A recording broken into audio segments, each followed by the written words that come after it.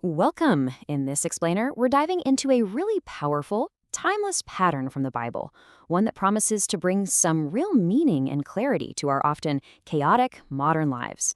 Let's get into it. All right, so here's the path we're going to take together. We'll start by talking about a problem I think we all feel, then look at a divine diagnosis for it.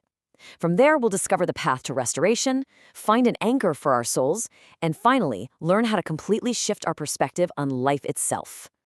Okay, so let's get things off by looking at a feeling I'm pretty sure we've all had. It's this deep sense of frustration that was perfectly captured thousands of years ago in the book of Ecclesiastes. I mean, really? Have you ever just stopped and wondered if all the hard work, all the striving, all the constant doing, is it all just, pointless? It's that nagging feeling that you're on a hamster wheel, just ending up right back where you started. The Bible actually has a name for this feeling. It calls it living under the sun. It's a viewpoint that's totally limited by what we can see and touch, a world where life's frustrations and its unfairness can feel completely overwhelming. And this is where it gets really relatable, right? First, you realize wisdom has its limits. You can be the smartest person in the room and still feel stuck. Then there's the fact that life can be so unfair. You see good people struggling while others seem to get ahead no matter what. And finally, don't we all see it? It often feels like the wrong people are in charge. This is the raw reality of living under the sun. So, where do we go from here? Well, if that's the problem, the prophet Isaiah offers a pretty stunning diagnosis for why we feel this deep sense of meaninglessness. What's amazing is that Isaiah doesn't just call it bad luck. No, he frames this whole thing like a full-blown cosmic trial. It really shows how serious the situation is. You've got God as the plaintiff, humanity as the defendant, and the prophet himself presenting the case. And what are the charges? Well, it's not about a lack of effort.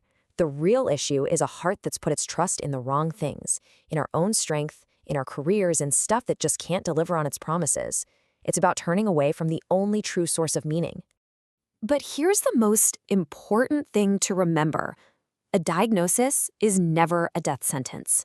It is not the end of the story. In fact, it's the very first step toward healing and complete, total restoration. You see, the prophets had this incredible pattern they followed, and it wasn't to condemn people, it was to guide them back home. It starts with an honest look at the problem, then a warning about where that path leads.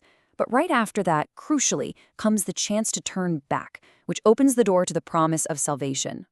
And Isaiah gives us this powerful image to help us understand it all. 2 vineyards.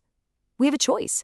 We can live a life that, no matter how hard we try, produces these wild, bitter grapes, a life of injustice.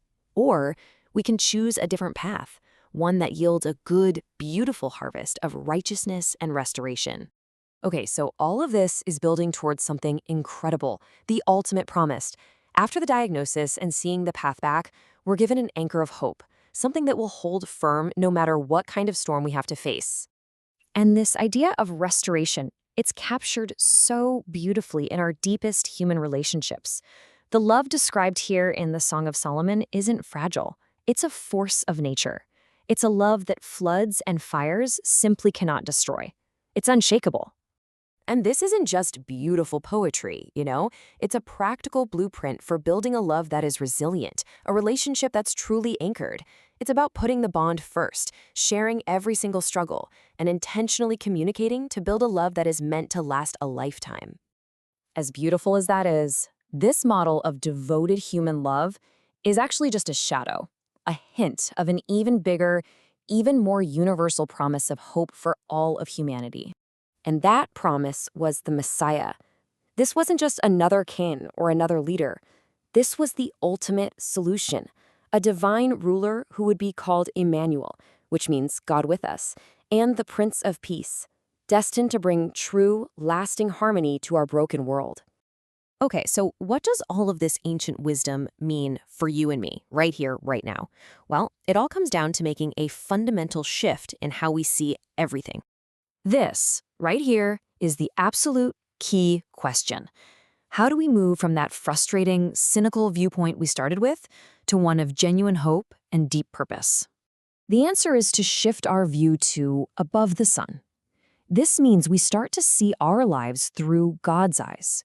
We begin to understand that our time here is a temporary journey, yes, but it is packed with incredible, eternal significance.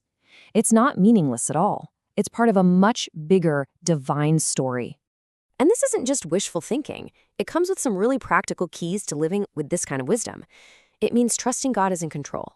It means living each day with eternity in mind. It means turning what we know into what we actually do.